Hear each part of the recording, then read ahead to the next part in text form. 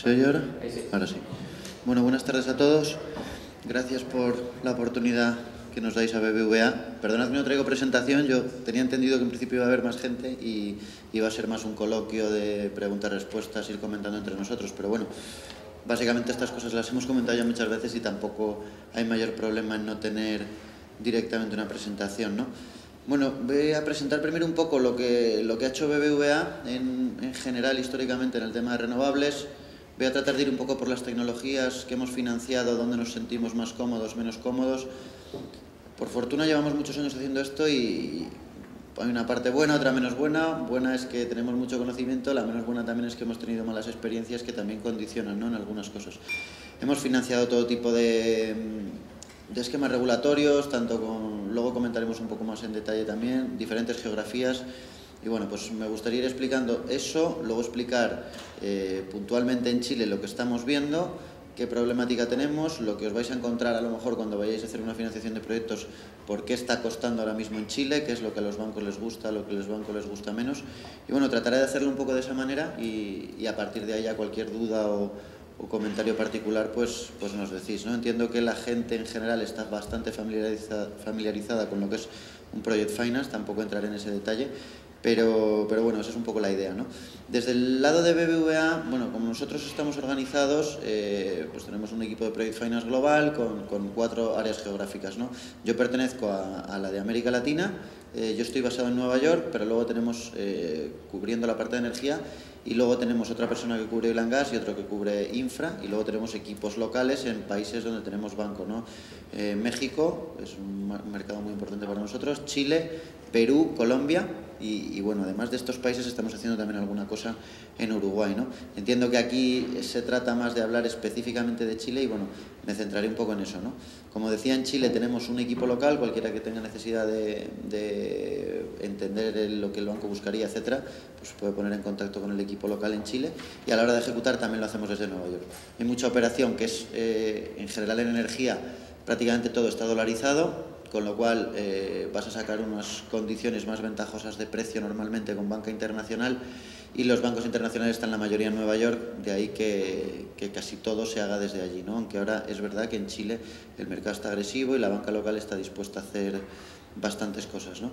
Entonces, bueno, por comentar un poco históricamente dónde hemos estado haciendo cosas, hemos hecho muchísimo en esquemas de feed-in tariff, como los que funcionaban en Alemania, en Portugal, en España, Francia también, los PPAs con EDF.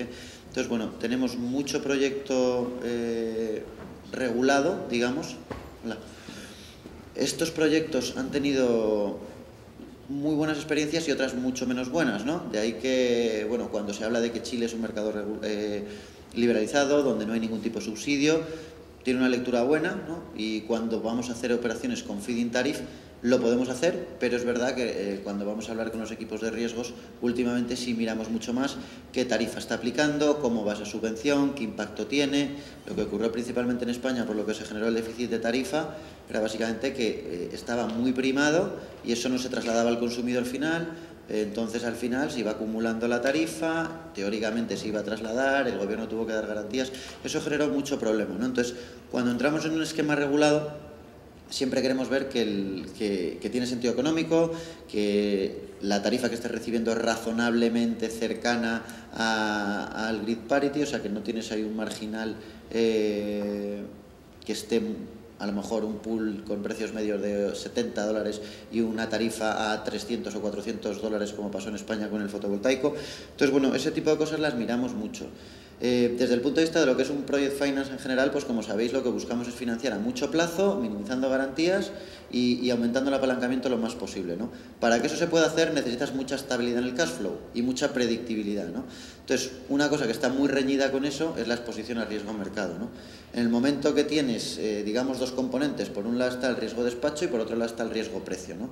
Afortunadamente, en los proyectos de renovables el riesgo despacho no existe o está muy mitigado, salvo que haya una concentración ya muy importante. Entonces, en ese sentido, esa parte está bien, pero luego tienes abierto el riesgo-precio, ¿no? Hemos visto mucha operación en Chile donde, pues en su día, hablo de hace 3 años o así, los sponsors con el coste marginal tan elevado, pues a veces eran los sponsors los que querían ir a Merchant para aumentar su rentabilidad. A veces era la imposibilidad de acceder a PPAs, que eso es verdad que ha sucedido mucho. No tiene sentido para las compañías mineras estar abriendo la puerta a 200 potenciales generadores que tienen una licencia, lo cual dificulta el acceso. Entonces, normalmente lo que quieren las mineras es eso, que venga alguien que ya tiene el proyecto iniciado la construcción o incluso operando. Ahí siempre va a ser mucho más fácil que te abran la puerta y tener acceso, ¿no? El problema, al final, es que para hacer eso tienes que construir la planta. Nos estamos encontrando con que hay mucho promotor, que no es tan grande, no son compañías que puedan permitirse hacer esto en balance, poner garantías corporativas, ir hacia adelante y luego cerrar el PPA. Entonces esto es verdad que está suponiendo y ha supuesto un cuello de botella bastante importante en Chile, ¿no? El tema de la financiación, principalmente por la exposición Merchant. Hemos visto que han tenido un papel muy activo las agencias multilaterales, IDB y IFC, digamos durante los 2 últimos años, porque básicamente la banca comercial, principalmente internacional, no estaba en disposición de asumir exposición a precios spot, ¿no? Podemos tener, ahora explicaré un poco lo que nosotros como BBVA podríamos asumir de riesgo exposición Merchant y bueno, básicamente en general los bancos internacionales han estado bastante reacios a financiar esto. Eso implicó que algunas multilaterales, principalmente IDB y IFC, también alguna agencia de crédito a la exportación, como hemos visto con OPIC, por ejemplo, la americana, han estado financiando este tipo de operaciones Merchant. Básicamente las multilaterales en teoría están para eso, para hacer, para fomentar la economía, para apoyar proyectos donde la banca comercial no está tan cómoda, o bien en países donde por riesgo político no quieren estar, o bien con esta particularidad que se ha dado en Chile de la exposición a riesgo Merchant, ¿no? Eso hizo que las multis estuvieran muy activas.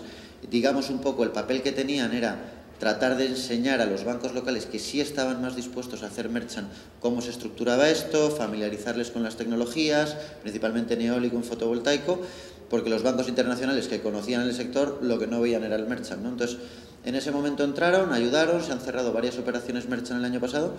Y sí que es verdad, es que es una pena que no haya, yo creía que iba a haber algún banco local que yo creía que iba a hacer Merchant, y las últimas, vamos, que estaban haciendo Merchant, y las últimas veces que hemos hablado con ellos nos han dicho que últimamente, con los momentos puntuales de problemática que ha habido de mucha oferta y muy bajo coste de generación, que estos momentos de precio muy valle puede llegar a provocar que los bancos dejen poco a poco de ir haciendo Merchant, ¿no? En el momento que estuvieran conectados SIC y SINC probablemente pudiera ser algo más digerible. El escenario de precios de Chile, que es tan montaña rusa, ha sido bastante complicado de vender para los bancos y bueno, en mi opinión, los proyectos Merchant pudiera, para mí, que es lo que hemos intentado defender muchas veces en el banco, pudieran tener mucho más sentido, por ejemplo, en activos hidráulicos, ¿no? Donde tienes una vida útil del activo súper elevada, donde tienes una cobertura natural de hidrología con precio spot. Cuando produces menos vas a producir a un precio mayor. Y principalmente la mayor problemática que vemos es que en las hidros que hemos financiado, sobre todo las grandes con PPAs, un par que hemos hecho en Perú, alguna que tenemos en Chile, te encuentras que los PPAs los tienes que servir en base mensual. Te pueden tratar de suavizar un poquito la curva, pero realmente tienes que producir durante todos los meses. Al off-taker no le vale que durante los meses secos no lo produzcas, ¿no? Entonces, al final, tienes que contratar poco, puedes contratar un 50, un 60%, tienes que buscar dónde está la zona ahí más eficiente, porque si contratas más, te encuentras saliendo a comprar en época de sequía a precio muy alto, y hemos visto incluso meses con salidas de caja y no ingresos por este escenario de tener que servir al PPA, ¿no? Entonces, para mí los activos hidros sí tienen un ángulo claro. Una es que si tienes un problema que has apalancado demasiado el proyecto, que los precios están más bajos de lo que esperabas, la hidrología es peor, funcionando con cuentas de reserva y demás, es razonablemente más sencillo de vender. Esto es lo que empezaron a hacer sobre todo los bancos locales, ¿no? Cuando hacían Merchant, incluso sin las multilaterales. Luego ya llegaron las otras, porque conocían bien el sector hidráulico y estaban cómodos con el tema del spot, ¿no? Y además no hay riesgo de despacho tampoco. Entonces llegan el resto de renovables, que se desarrollan mucho más rápido y bueno, pues al final los bancos no están dispuestos, entonces las multilaterales dicen, venga, voy a hacerlo yo. ¿Qué pasa, por ejemplo, con los eólicos? Pues el eólico está salvando una vida útil de en torno a 20 años. A nosotros, si las estructuras Merchant pues fueran algo muy poco apalancadas, a plazos de 10 años, con mecanismos de cash sweep que te permitan barrer cuando el momento de precio y de generación es bueno, etcétera, pues a lo mejor serían más vendibles. Los estándares que se han aplicado en Chile pues a mí personalmente me parecían un poco agresivos. Estabas hablando de plazos de 15 años, ratios de cobertura de 1,5 veces con P50 neólico, cuando en todos los mercados regulados con feed-in tariff, históricamente en Francia, en Portugal, incluso en Estados Unidos con PPAs a plazo, en Alemania, los ratios generalmente han estado en torno a 1,35 con P50 y 1,05 con P99 o 1,00 con P99, ¿no? Entonces, encontrarte con solamente 15 centésimas más de ratio y una volatilidad en precios tan elevada y hablar de un plazo de 15 años cuando la vida útil de la planta es de 20, pues puede sonar un poco agresivo, ¿no? Cosas que sí hemos hecho merchan entre comillas, ¿no? Bueno, perdón, por terminar la última, fotovoltaico. Pues para fotovoltaico se podría a lo mejor asimilar un poco más al hidráulico en el sentido de que tienes una vida útil bastante más larga, con lo cual te da más tranquilidad eso, la cola que tienes en caso de que algo vaya mal, pero por otro lado al final pues para servir el PPA es bastante estable, con lo cual es una energía que es bastante fácil de gestionar con un PPA. Puedes tener un PPA por el 80-85% de la capacidad de generación de la planta, que es lo que el banco quiere ver, ¿no? Entonces, cosas que hemos hecho merchant, como comentaba, pues por ejemplo, en Australia históricamente, pues alguna operación que hemos hecho 5 o 7 años atrás, básicamente era llevar un PPA a lo mejor a 10 años y tú hacías la financiación, la estructurabas a 15, pero era un mini perm, el plazo de la financiación era 5 años y a partir del año 5, si no habías extendido el plazo del PPA, pues aplicabas full cash sweep. Los ratios que iban del año 10 al 15, ratios de cobertura de servicio a la deuda, que es el indicador que usamos para dimensionar la deuda, pues si a lo mejor estábamos usando 1,5 para el periodo contratado o 1,40, en el periodo no contratado la parte expuesta iba con ratios de 2 veces. O sea, básicamente en un escenario P50 generabas el doble de lo que necesitabas para pagar al banco. Aquí ya os digo, estabas en ratios de 1,5. Entonces, si además aplicabas un cash sweep del año 5 al 10, tenías un ratio de 2, lo acababas elevando a 2 veces y media aproximadamente. Entonces, ese tipo de exposiciones merchant los bancos internacionales sí las pueden ver, ¿no? Y a ti te pueden permitir, por ejemplo, en Chile a veces uno de los problemas que se comenta es el plazo de los PPAs, que no es tan fácil encontrarlos a 15 años, que a lo mejor con ciertos off-takers, cuando ya no puedan ser mineras investment grade, a lo mejor tienes que ir a plazos algo más cortos, pues a lo mejor algún tipo de esquema de este estilo se podría tratar de implementar. Pero para nosotros, ausencia absoluta de PPA no es una opción. PPAs parciales que tengan sentido, desde luego que sí. Tampoco queremos proyectos sobrecontratados, pueden suponer un problema. Hemos tenido malas experiencias con proyectos sobrecontratados, que si hubieran ido merchant, por ejemplo en Hidros, ya os decía antes, probablemente no hubieran tenido problema, y al estar contratados en exceso, por salir a comprar para servir el PPA, pues te has encontrado con problemas, ¿no? Entonces eso por explicar un poco el tema de merchant. Yo sinceramente, estamos viendo que ahora vuelve a haber PPAs, hemos estado escuchando en el panel anterior que era interesante todas las licitaciones de las distribuidoras.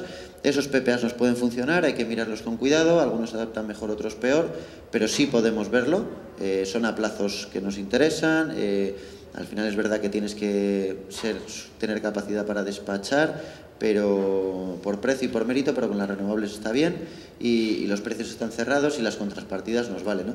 Eso nos puede valer perfectamente. En ese sentido es una buena opción. Lo que hablábamos antes de si quieres tener un PPA te va a llevar a tener que acabar la planta. Por ejemplo, si tienes un promotor de primer nivel con una solvencia financiera importante, lo que el banco sí puede hacer es hacer un construction loan con una garantía corporativa y en el momento en el que se alcanza la puesta en marcha darte un periodo X hasta cerrar el PPA, ¿no? Tenemos un precedente donde hay banca internacional aquí en Chile que se está estructurando así. Lo que tienes es a lo mejor la deuda dimensionada con ratios de 1,50, asumiendo que vas a tener un PPA.